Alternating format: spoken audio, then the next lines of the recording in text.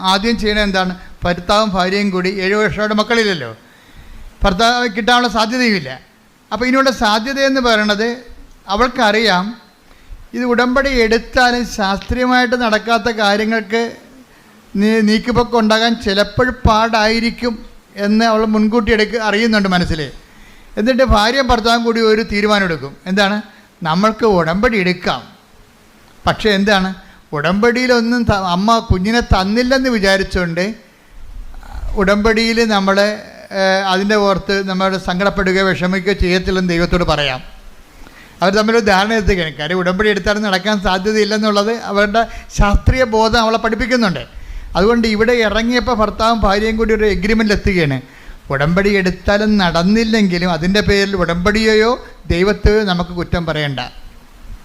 മനസ്സിലായില്ലേ? ഒരു ധാരണ, ഒരു കോംപ്രമൈസിങ് ആണത്. അവളുടെ വിശ്വാസം കൊണ്ടെടുക്കണ കോംപ്രമൈസാണ്. എന്നിട്ട് പറയുന്നത് എന്താണ്?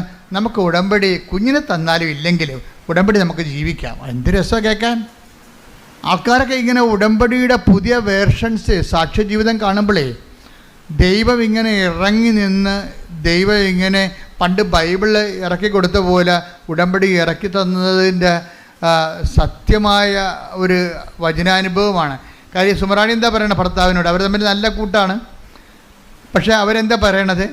ഉടമ്പടി നമുക്ക് മക്കളെ കിട്ടിയില്ലെങ്കിലും നമുക്ക് ഉടമ്പടി എടുത്ത് ഉടമ്പടിയിൽ ജീവിക്കാമെന്നാണ് പറയണത്. ഉടമ്പടി എന്തിനുള്ളതാണ്? എന്തെങ്കിലും കാര്യം കാണാൻ വേണ്ടിയുള്ളതല്ല, ഉടമ്പടി ജീവിക്കാനുള്ളതാണ്, ദൈവവുമായിട്ട് ജീവിക്കാനുള്ളതാണ്. കൈയടിക്കട്ടെ.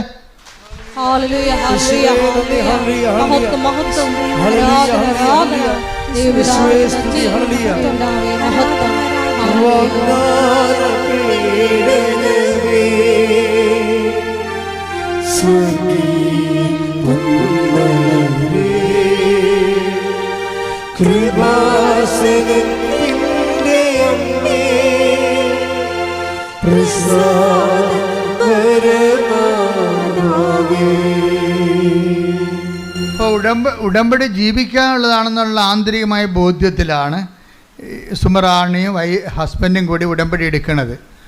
പക്ഷെ അങ്ങനെ ഉടമ്പടി എടുത്ത് അവർ ഉടമ്പടി ജീവിക്കാൻ തുടങ്ങിയപ്പോൾ അമ്മയ്ക്ക് മനസ്സിലായില്ലേ ഇത് സത്യമായ വിഷയമാണ് ചെയ്യാൻ പോണമെന്ന്. അതാണ് സത്യമാണെന്ന് കണ്ടു കഴിഞ്ഞാൽ ശാസ്ത്രത്തെക്കാൾ വലുതല്ലേ ദൈവം.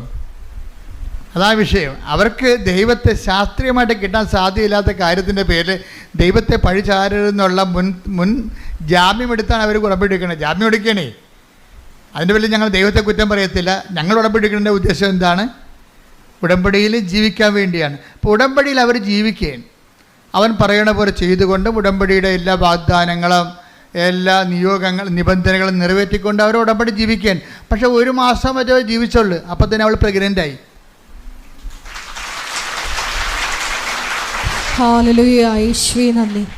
പ്രഗ്നൻ്റായി കഴിഞ്ഞപ്പോൾ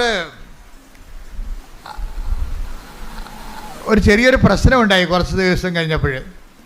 എന്ന് കഴിഞ്ഞാൽ അതായത് കോർണിവ എന്ന് പറഞ്ഞ ഒരു സ്ഥലം, അതായത് ഫലോപ്പിയൻ ട്യൂബിൻ്റെയും ഗർഭനാളിയുടെയും അതുപോലെ ഗർഭപാത്രത്തിൻ്റെയും വക്കിൽ ആണ് ഇത്. ഇപ്പോൾ നമുക്കൊരു കെറ്റിലുണ്ടെങ്കിൽ കെറ്റിലിനൊരു നാളമില്ലേ, കെറ്റിൻ്റെ അകത്തുമല്ല എന്നാൽ ആ കുഴലുമല്ല, ഇതിൻ്റെ ജംഗ്ഷനിലിരിക്കുകയാണ്. അപ്പോൾ അങ്ങനെ ഇരുന്ന് നമ്മൾ വേര് പിടിച്ചു പോയി ഭയങ്കര പ്രശ്നമാണ്. പിന്നെ അത് കഴിഞ്ഞിട്ട് റപ്ചറാകും, പൊട്ടും, ബ്ലഡാകും, ആളിയാകും, പെട്ടെന്ന് പിന്നെ മരണമൊക്കെ. അപ്പോൾ ഇങ്ങനെ വലിയ ഒരു ദശാസന്ധി ചെന്ന് ചാടിയിരിക്കുകയാണ്.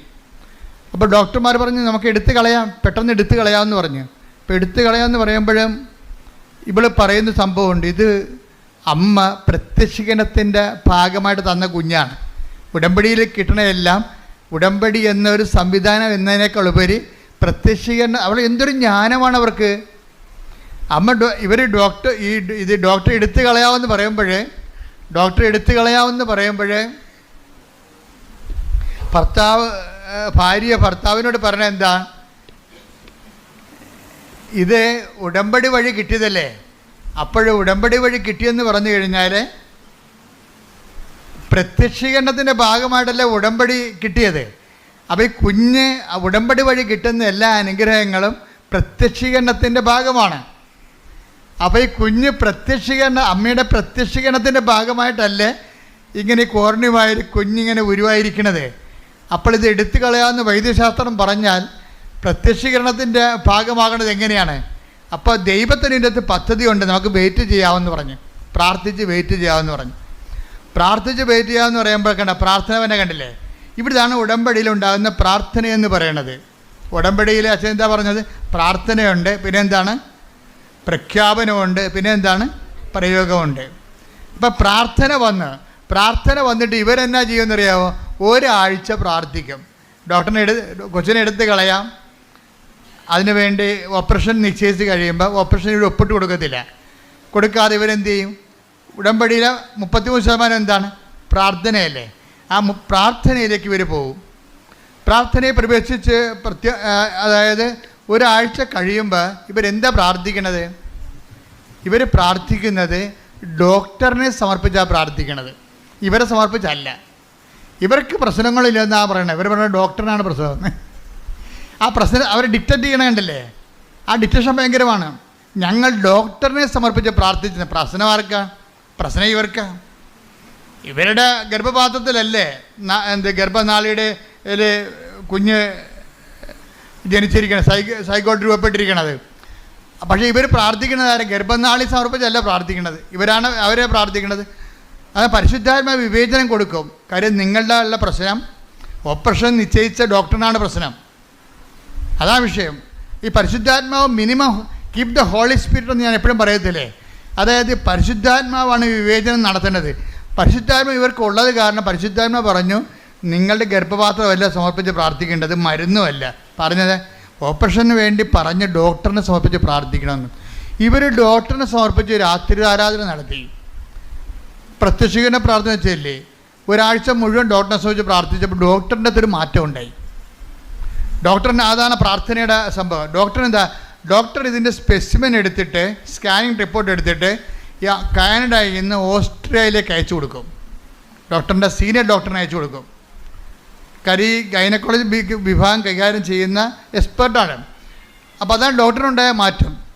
അവർ സ്കാനിങ് റിപ്പോർട്ട് രണ്ടാമത് സ്കാനിങ് റിപ്പോർട്ട് അപ്പോൾ സുമറാണി പറയവേ, എടാ ഞാനൊരു സാധാരണ നേഴ്സാണ്, എനിക്ക് ഇത്രയും സ്പെഷ്യൽ കെയറും വേറെ ഇൻ്റർനാഷണൽ ലെവലിൽ വേറെ രാജ്യങ്ങളിൽ എന്നെ ടെസ്റ്റ് ചെയ്യേണ്ട കാര്യമില്ല.